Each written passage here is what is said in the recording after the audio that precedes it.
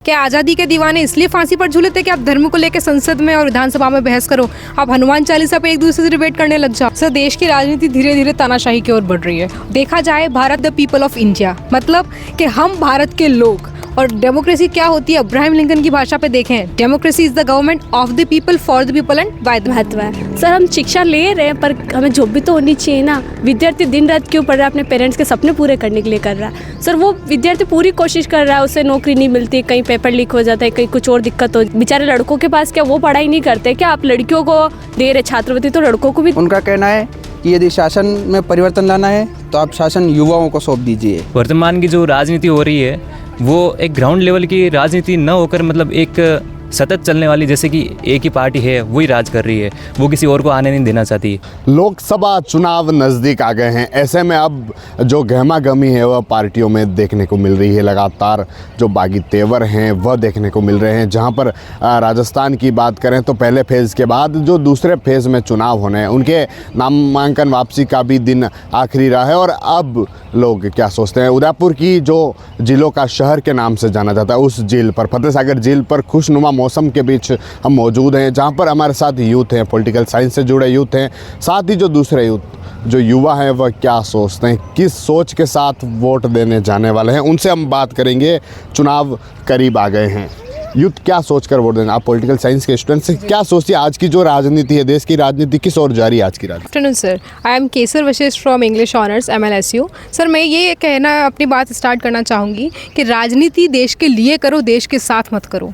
अगर आप देखें अतीत पे, हिंदुस्तान के अतीत पे, क्या आज़ादी के दीवाने इसलिए फांसी पर झूले थे कि आप धर्म को लेकर संसद में और विधानसभा में बहस करो, आप हनुमान चालीसा पे एक दूसरे से डिबेट करने लग जाओ। नाम नहीं लूँगी, सब समझ रहे हैं। क्या इसलिए हुआ था हिंदुस्तान में इतना बड़ा बलिदान, त्याग? क्या इसलिए भगत सिंह फांसी पर झूल गए थे कि आप उनके मरने के बाद लोकतंत्र को ऐसा नया रूप दें?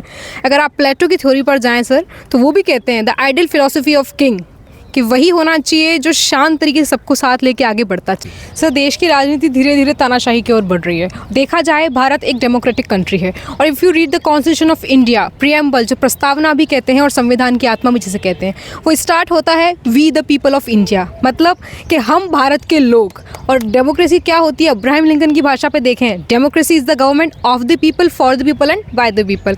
लेकिन क्या सर जनता के द्वारा जनता की चुनी गई सरकार जनता के लिए काम कर रही है? संविधान ने सर हम सारी ताकत जनता को सौंप दी है। फिर आप आगे देखेंगे प्रस्तावना को, उसमें लिखा रहता है India sovereign socialist democratic Republic, लोकतांत्रिक गणराज्य। लोकतंत्र का उत्सव है। क्या वैसे ही राजनीति सही ओर बढ़ रही है, या क्या विकास हो रहा है? आपको प्रचार करने की ज़रूरत क्यों आन पड़ी? आपका रिपोर्ट कार्ड ही सब कुछ बोल देना चाहिए। क्या लगता है क्या होना चाहिए, क्या हो रहा है? सर, हो गलत रहा है, कुछ कमियां भी हैं, कुछ खामियां भी हैं। पूरी तरह कोई भी पॉलिटिकल पार्टी सही नहीं है, कोई गलत भी नहीं है। लेकिन ये है कि अगर आप ब्रिटेन, अमेरिका जैसे देशों की कॉपी कर रहे हैं तो not only in the dressing sense and the food, होड़ करनी है तो ब्रिटेन की संसद की तरह करो, सेनेट की तरह करो, कांग्रेस की तरह करिए। क्या होना चाहिए आज का, आप यूथ हैं, क्या सोचते हैं क्या होना चाहिए और क्या हो क्या रहा है इस पर? सर, इलेक्शन की बात करें, हो ये रहा है कि सर चुनावी वादे हैं वो अमल तो बिल्कुल हो नहीं रहे हैं। और आप देखें यूथ की, तो सबसे पहले तो आप वोट देना कंपलसरी करिए। अपोजिशन पार्टी और रूलिंग पार्टी दोनों को अपना स्टैंडर्ड अपने आप पता चल जाएगा। भाजपा की सरकार को 10 साल हो चुके हैं केंद्र में, क्या काम हुआ है और क्या होना चाहिए? क्योंकि अब क्या लगता है आपको कि क्या किन मुद्दों पर काम होना चाहिए, क्या मुद्दे होने चाहिए यूथ के लिए? सर, सबसे बड़ी बात तो एजुकेशन मुद्दा यूथ का होना चाहिए, क्योंकि चाणक्य नीति भी सर ये कहती है कि अगर अशिक्षित लोग राजनीति में आएंगे तो अनपढ़ लोग उन पर शासन करेंगे, और वही हो भी रहा है। एक अनपढ़ सांसद, विधायक, कलेक्टर, SP को निर्देश देता है जिले में। तो क्या होना चाहिए यूथ को? क्या लगता है रोजगार के, बेरोजगारी के मुद्दे हों, शिक्षा के मुद्दे हों, इन पर सरकार को किस और विशेष फोकस करना होगा जिससे कि यूथ है उनको शिक्षा मिल पाए, रोजगार मिल पाए? बेरोजगारी की अगर आप बात करें, India is a mixed economic country. अगर आप गवर्नमेंट में इतनी अपॉर्चुनिटी नहीं दे पा रहे हैं तो प्राइवेट सेक्टर में तो अपॉर्चुनिटी दीजिए। जब आप मिक्स्ड इकोनॉमी का पर्पज़ लेके चल रहे हैं कि प्राइवेट सेक्टर और सरकारी एक साथ मिलकर काम करेंगे, तो वैसे आप आइए पब्लिक के सामने। और गवर्नमेंट सेक्टर में इतनी दिक्कत क्यों आन पड़ी है? आप लंबित क्यों हो रहे हैं, पर्चे क्यों आउट हो जाते हैं? चाहे किसी की भी सरकार हो, अलग अलग राज्यों में देख लो, सेंट्रल में देख लो।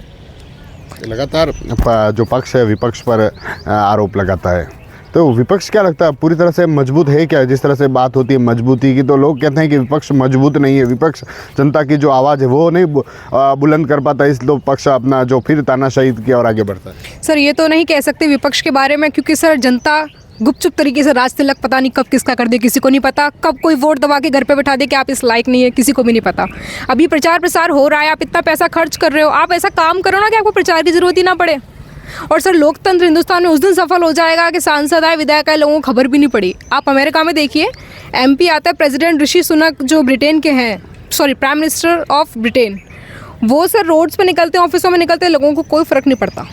ये इंडिया में क्यों नहीं होता है? इतना प्रचार प्रसार, गांव में लाइट नहीं है लेकिन विधायक सांसद का कोई प्रचार प्रसार है तो वहाँ पे DP पहले पहुँच जाएगी, वहाँ पे पहले आप जनरेटर की व्यवस्था कर दोगे।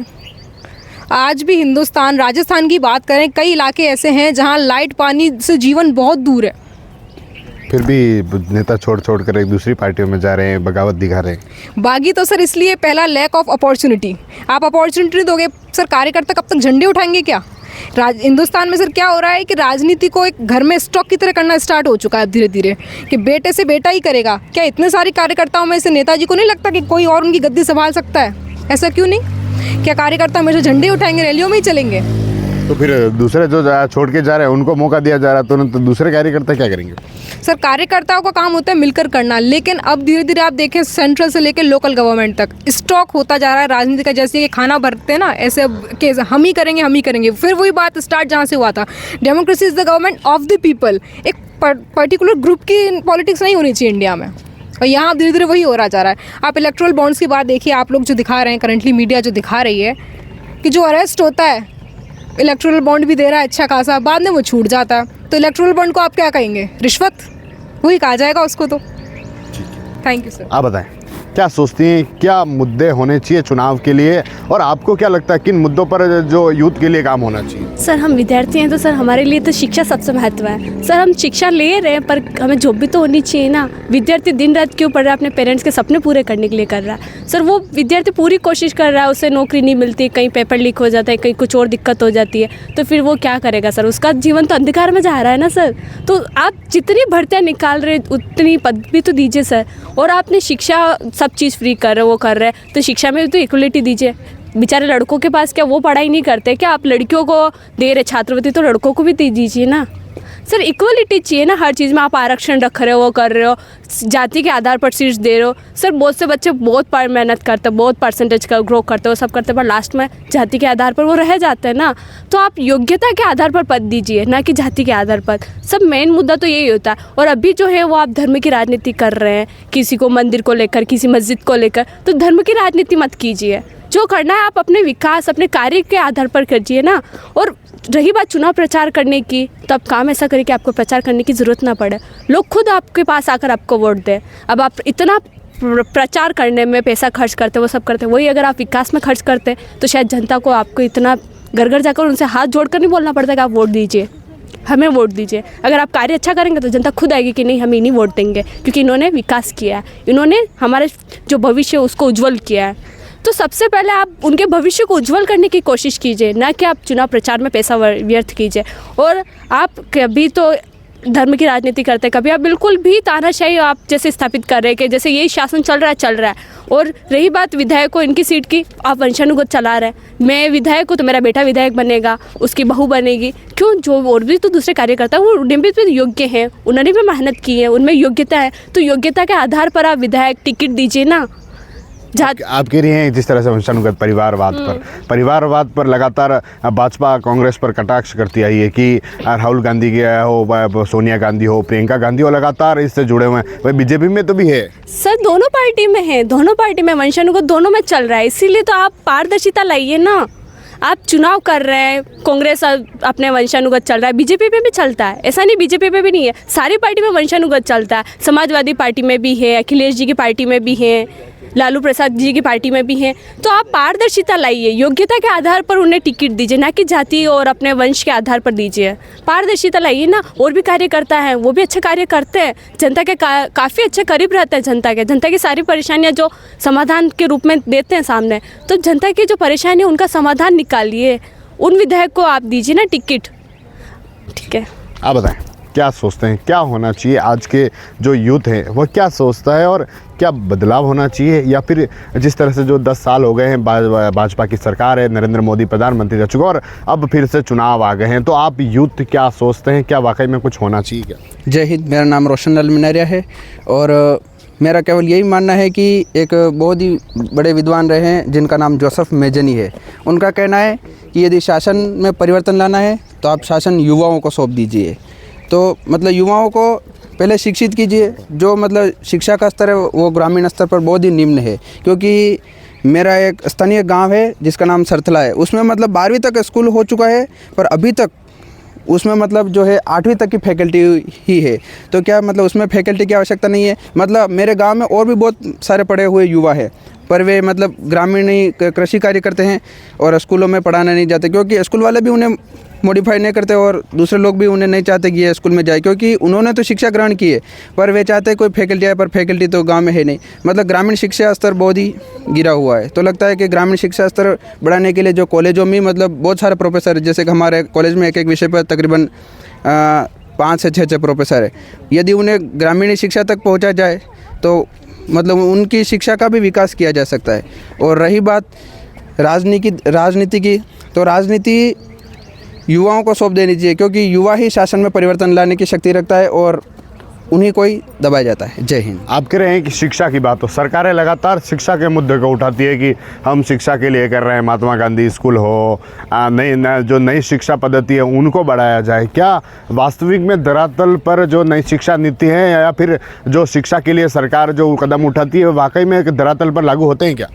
निश्चित रूप से धरातल पर लागू इसलिए नहीं होते क्योंकि वो जिस स्तर से शुरू होते हैं और वो अंततः जाते जाते उनकी गति इस प्रकार धीमी हो जाती है कि वो ग्रामीण शिक्षा स्तर तक नहीं पहुंच पाते, क्योंकि जो हाई क्वालिफाई की शिक्षा होती है वो मतलब शहरों तक ही सीमित रह जाती है। उन्हें ग्रामीण तक पहुंचाना चाहिए, जन जन तक पहुंचाना चाहिए। और रही डिजिटल की बात, तो डिजिटल का प्रयोग दुरुपयोग की ओर बढ़ता जा रहा है, क्योंकि लोगों को उनका आइडिया नहीं है और फिर भी वे मतलब डिजिटल की ओर बढ़ रहे हैं। तो क्या है कि उनका मतलब डिजिटल पर जितना सही प्रभाव नहीं पड़ के गलत प्रभाव पड़ रहा है, तो उस पर भी परिवर्तन होने चाहिए ताकि उन लोगों को स्थानीय भाषा समझ में आए। जैसे कि माना कि किसी लिए मैं जैसे कि अनपढ़ हूँ और मेरे फ़ोन आता है, तो फ़ोन में वो इंग्लिश में बोलता है और मुझे पता नहीं चलने के कारण मैं कोई बटन दबा देता हूँ और कुछ पैसे कट जाते हैं या मेरे फ़ोन से कुछ फ्रेग हो जाता है। तो मतलब संचार में भी भाषा का माध्यम होना चाहिए और भाषा में भी स्थानीय भाषा का माध्यम होना चाहिए, जिसके माध्यम से लोगों को समझ में आए या फिर उन लोगों को इस प्रकार शिक्षित किया जाना चाहिए कि उन्हें उस भाषा तक का नॉलेज हो। तो इस भाषा का नॉलेज शिक्षा के माध्यम से किया जा सकता है। शिक्षा के बदला निस्संदेह सरकार नए कर रही है, पर उनको ग्रामीण तक लागू कर देना चाहिए और जो है इसका प्रचार थोड़ा और मतलब उच्च स्तर तक किया जाना चाहिए। आज की जो राजनीति है उस पर आप क्या सोचते हैं? लगातार पक्ष और विपक्ष दोनों की बात कर रहे हैं, जिस तरह से आरोप प्रत्यारोप होते हैं परिवारवाद से लगाकर जो ईडी तक के जो विपक्ष, उस पर आप क्या सोचते हैं? क्या वाकई में जो राजनीति हो रही है सही हो रही है क्या?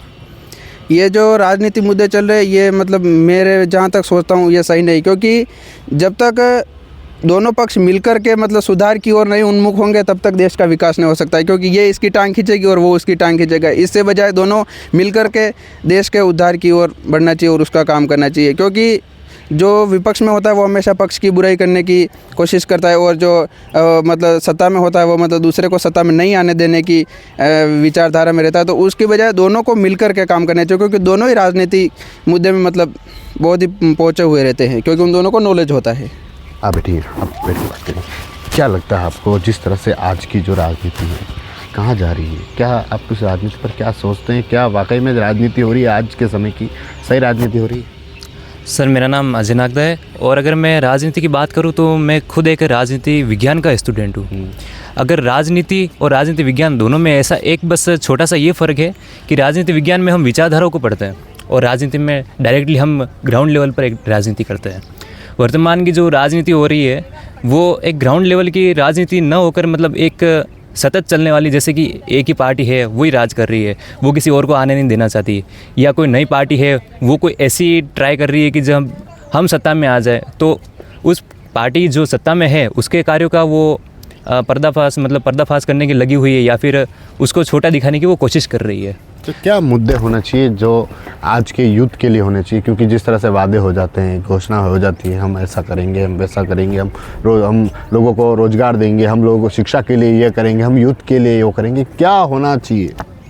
सर अगर यूथ की बात करें तो मैं खुद यूथ हूँ और एजुकेशन अगर मैं ले रहा हूँ तो मैं पॉलिटिकल साइंस की एजुकेशन ले रहा हूँ। तो हमें ये ज़रूरत है कि हम किसी एक युवा प्रतिनिधि को संसद में खड़ा करें ताकि वो हम युवाओं की बातें माने, बातों को विचार में कन्वर्ट करे, विचारों को योजनाओं में और योजनाओं को विकास में कन्वर्ट करे।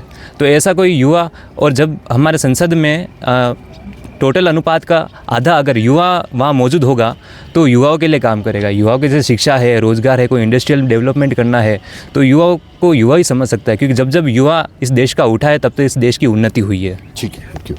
आप बताएं, आप क्या सोचती हैं क्या होना चाहिए यूथ के लिए? सर मेरा नाम दक्षिता वैरागी, मैं इंजीनियरिंग की छात्रा हूँ। तो मेरी ये है कि आज की जनरेशन में ऐसा होना चाहिए कि कंपटीशन एग्ज़ाम हो रहे हैं, उनमें रिजर्वेशन हो रहे हैं, बच्चे इतनी मेहनत करते हैं, हार्डवर्क, जैसे IIT नीट की है, उनमें इतने बच्चे एग्ज़ाम दे रहे हैं, इतनी मेहनत करते हैं और सरकार ने सीटें इतनी कम रख रखी है उनके खर्चे। अब जब आप पॉलिटिकल मतलब इतना पॉलिटिक्स कर रहे हो, उसमें इतना खर्चा कर रहे हो, जिन लोगों का सिलेक्शन नहीं हो पा रहा है उनको प्राइवेट में लेने के लिए बहुत महंगी खर्चे हैं तो वो नहीं कर पाते, तो आप कम से कम वहाँ खर्चे करो, उन छात्रों पे खर्चा करो। अब जैसे मेरा है, मैं इतनी फाइनेंशियली नहीं हूँ सपोर्टेड, तो मैं छोटे मोटे गवर्नमेंट कॉलेज में ले लूँगी। गवर्नमेंट कॉलेज में इतनी अच्छी पढ़ाई हो नहीं पा रही है क्योंकि इधर उधर में सरकारी है, इतना कोई ध्यान देता नहीं है। तो ऐसे करके तो बच्चों का भविष्य तो डार्क में जा रहा है। हमारा डिपेंड पूरा प्लेसमेंट पे। अब सरकारी से निकला हुआ है तो अरे इसकी स्किल नहीं है, इस पे ध्यान मत दो, तो हमको प्लेसमेंट भी नहीं मिलता है, तो हमारे तो 4 साल पूरे बर्बाद हुए हैं। तो मैं चाहती हूँ कि आप जो लोग कर रहे हैं, मेहनत सब करते हैं, अब रिजर्वेशन के चक्कर में जिन्होंने हाई मार्क्स करे या है तो उनको मिल गया, अब जिनको नहीं मिला उनका तो भविष्य है, तो आधे लोग फांसी के फंदे पर मर जाते हैं। तो मैं चाहती हूँ कि आप शिक्षा पे थोड़ा ज़्यादा ध्यान दें, दूसरे छात्रों पे भी ध्यान दें। ये तो ऐसा होगा कि जो फांसी के फंदे उनकी जगह उनके गले में गोल्ड मेडल होंगे, देश का नाम रोशन होगा कि बच्चों ने इतना करा है। तो आप सब बच्चों पे ध्यान दीजिए, शिक्षा पे जो आप खर्चे इधर उधर कर रहे हैं बच्चे युवाओं पे खर्च कीजिए, उन्हें शिक्षा अच्छी प्रदान कराइए कि आने वाले टाइम में वो देश में सुधार करें। सरकार कहती है कि हम डिजिटलाइजेशन को बढ़ावा देंगे, उससे करेंगे, क्या उससे कुछ यूथ के लिए हो पाएगा? नहीं हो पा रहा है सर, वो कहते हैं पर कुछ लोगों को मिल पाती, कुछ लोगों को नहीं मिल पाती। उनके जाने पहचाने लोग होते हैं या तो उन्हें मिल जाती है, सब लोगों को नहीं मिल पाती है। तो मैं चाहती हूँ कि सब लोगों को एक मतलब आप जो भी ला रहे हो योजना, सबको ऐसे है कि थोड़े टाइम तक चलाया फिर उसको बंद कर दिया या कहीं गुप्त हो गई, वो बातें इधर उधर वितरित हो गई। तो ये है कि सबको एक समान करके वितरित करें। ठीक है, आप बताइए क्या सोचते हैं आप कहाँ के स्टूडेंट्स हैं और क्या सोचते हैं आप क्या होना चाहिए आज की राजनीति में, और क्या बदलाव ज़रूरी है या फिर यूथ के लिए क्या होना चाहिए? जय हिंद, मेरा नाम निर्मल नागदा है, मैं कॉमर्स स्टूडेंट हूँ। मैं यही कहना चाहता हूँ कि स्टूडेंट पढ़ता है तो रोज़गार के लिए पढ़ता है और वो अपने सपने पूरे करने के लिए पढ़ता है, परंतु आजकल रोज़गार की कमी हो रही है। एक तरह देखा जाए इकोनॉमिक्स बढ़ाने की बात की जा रही है, इकोनॉमिक्स बढ़ रही है, परंतु इकोनॉमिक्स बढ़ रही है पर रोज़गार क्यों नहीं मिल रहा है? रोज़गार मिलना चाहिए और स्टूडेंट को आगे करना चाहिए। क्या आज की राजनीति सही और जारी है? क्या लगता है जिस तरह से जो आरोप होते हैं, पक्ष विपक्ष होता है, एक कहता है कि विपक्ष मजबूत नहीं है, एक कहता है पक्ष इस तरह से जो है अपनी कर रहा है, अपनी जो हर धर्मिता देखने को मिली, क्या लगता है आप क्या सोचते हैं इस पर? विपक्ष और पक्ष दोनों मजबूत है, परंतु एक ही बात है, मैं स्टूडेंट हूँ, स्टूडेंट हिसाब से बात करूँगा। स्टूडेंट के हिसाब से यानी मेरे को रोज़गार चाहिए और GST ख़त्म होनी चाहिए और आरक्षण ख़त्म हो। अगर आरक्षण ख़त्म होगा तो रोज़गार की स्थिति बन जाएगी और इकोनॉमिक्स भी बढ़ेगी आगे साथ साथ। बस। और एक और जो स्टूडेंट्स हैं जिनसे बात करेंगे, क्या नाम है आपका? हेलो, माय नेम इज़ खुशी नरवारिया। मैं MLSU आर्ट्स कॉलेज से हूँ। मैंने अपनी ग्रेजुएशन इकोनॉमिक ऑनर्स में करी है और करेंटली मेरी मास्टर्स है इकोनॉमिक्स में। क्या लगता है क्या स्टूडेंट्स के लिए, जो आप यूथ हैं स्टूडेंट्स हैं, क्या मुद्दे चुनाव में होने चाहिए?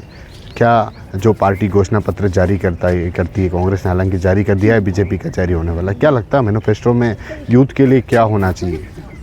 जैसा मैंने कहा कि मैं खुद एक स्टूडेंट हूँ, तो स्टूडेंट के रिप्रेजेंटेटिव से मैं स्टूडेंट्स के लिए ही बात करूँगी। स्टूडेंट्स के लिए क्या इंपॉर्टेंट होगा? सबसे पहले एजुकेशन लेवल, प्राइमरी लेवल से हम देखें तो एजुकेशन हमारी ये इंपॉर्टेंट है। एजुकेशन मिल जाए तो हमारी ये एम्प्लॉयमेंट इंपॉर्टेंट है। एम्प्लॉयमेंट मिल जाए तो हम फाइनेंसेस में देखते हैं कि हमारा इन्वेस्टमेंट क्या हो सकता है। तो आप देखोगे कि ह्यूमन वांट्स जो है वो बढ़ती जाती है, कहीं ना कहीं इच्छा अनुसार हमें एक चीज़ मिल जाए उसके बाद हम दूसरी चाहते हैं। उसी के अकॉर्डिंग जब हमारी वांट्स चेंज होती है तो क्यों ना हमारी गवर्नमेंट में भी चेंजेस आए। इस टाइम के साथ साथ हमारी गवर्नमेंट में भी जो फंक्शंस हो रहे हैं वो चेंज आए। पहले वो देखते हैं कि सत्ता के ऊपर पक्ष विपक्ष, आज हमारी जो गवर्नमेंट है वो एक दूसरे के ऊपर ही है। उन्हें एक दूसरे को नीचे गिराना आता है, लेकिन ये नहीं देखते कि क्यों ना साथ में मिलकर चेंजेस लेके आए, और वो चेंजेस एक यंग माइंड लेके आ सकता है। तो मेरे अकॉर्डिंग अभी जो नीड है वो यंग एस्पिरेशन की है, यंग लीडर्स आने चाहिए। एज आप एग्जाम्पल देखें तो Ravindra Singh Bhati, he is a very good example and I am so inspired with him. Jaisalmer, Balotra and Barmer, उसके ये फाइट भी कर रहे हैं। तो आप देखोगे कि सबसे पहले इन्होंने बीजेपी और कांग्रेस दोनों को ही डिच किया है, उसके बाद में एक निष्पक्ष अपना खुद का निर्दलीय इन्होंने इलेक्शन लड़ा है। तो क्यों उनको ऐसा करना पड़ा? क्योंकि वो दोनों जो पार्टीज़ थी वो अपनी अपनी एस्पिरेशंस के लिए थी, और यंग माइंड कुछ और चाहता है, वो चेंजेस एक यंग माइंड लेके आ सकता है। तो वही मैं बाकी सबसे भी कहना चाहूँगी, होना चाहिए एजुकेशन में, क्या होना चाहिए? जिस तरह से एजुकेशन सरकारें वादे करती है, एजुकेशन हम इस तरह से कर रहे हैं, क्या एजुकेशन जो धरातल पर लागू हो पाती है क्या? वो एजुकेशन सिस्टम आज के टाइम पे हमें जो इम्प्रूव कर रहा है वो हमें ब्यूरोक्रेटिक के ये नहीं कर रहा है, हमें सिर्फ क्लर्क बना रहा है। वो हमारे एजुकेशन का पर्क है। हमें एजुकेशन ऐसा बनाना चाहिए कि लोगों को एंटरप्रेन्योर भी मिले, और प्लान बी का एक कॉन्सेप्ट होता है वो उन सब में होना चाहिए। एक कहावत है फ्रैंकलिन रोजबर्ट की, उन्होंने कहा था कि we can not build a future for the youth but we can build a youth for a better future. तो हम अपने यूथ को ही क्यों ना ऐसा डेवलप करें कि एक फ्यूचर अच्छा बन जाए। उसी के लिए मैं कहना चाहूँगी कि गवर्नमेंट की ऐसी पॉलिसीज़ होनी चाहिए कि एजुकेशन सिस्टम ऐसा बने कि अगर वो एक चीज़ नहीं तो वो दूसरी चीज़ बन पाए। अगर वो सिविल में नहीं भी हो पाए तो उनके पास एक प्लान भी होना चाहिए कि वो किसी और चीज़ में कैपेबल हो। सिर्फ अगर किताबी कीड़े बनेंगे तो अगर एग्ज़ाम में नहीं हुआ तो उनके पास बचेगा क्या ऑप्शन। अब और जो यूथ हैं उनसे बात करेंगे। क्या लगता है भैया, चुनाव आ गए हैं, किन मुद्दों पर जो यूथ है वो चुनाव चाहता है? चुनाव में क्या मुद्दे होने चाहिए जो अपने शिक्षा के लिए हो, रोजगार के लिए वो चाहते हैं? एक चीज़ जो देखने में आई है कि एक व्यक्तिवाद जो चल रहा है कि ये नेता है तो हमारा, या ये पार्टी है तो यही चलनी चाहिए, या ये नेता है तो इसके पीछे ही हमको रहना है। ये पिछलग्गू जो आजकल नेता बनाते जा रहे हैं, इसका विरोध हमें इस बार दिखाना चाहिए। और मुद्दों के ऊपर, जैसे आपने बोला कि मुद्दों के ऊपर बात, वो मुद्दों के ऊपर बात हो ही नहीं रही है। मुद्दों के ऊपर बात होनी चाहिए कि हमारा अगर कोई नेता भी है तो उससे भी हमारा ये बात होनी चाहिए कि भाई मुद्दा ये है तो इसके लिए आप क्या कर रहे हो। वो बात नहीं हो रही, तो वो उसका पहल हमको करनी चाहिए इस बार। पता है आपको? Good afternoon. I am Himshi Vashish, the student of class 5th. I would like to say that India is a democratic country and elections are the festival of democracy. So we all shall participate in it by giving vote. So we all should go and vote and choose the right candidate for the next 5 years betterment of our mother and country India. Okay, thank you. देखिए, बिल्कुल जिस तरह से चुनाव हैं, second phase में चुनाव होने हैं 26 अप्रैल को, जिसमें जो यूथ है उनका कहना है कि जिस तरह से जो आज की राजनीति है उन पर हमने उनसे बात की। कहना है कि जो मुद्दे हैं शिक्षा पर होने चाहिए, जो मुद्दे हैं वह जो रोज़गार हैं उन पर होने चाहिए। TV9 के लिए राजेश डांगी।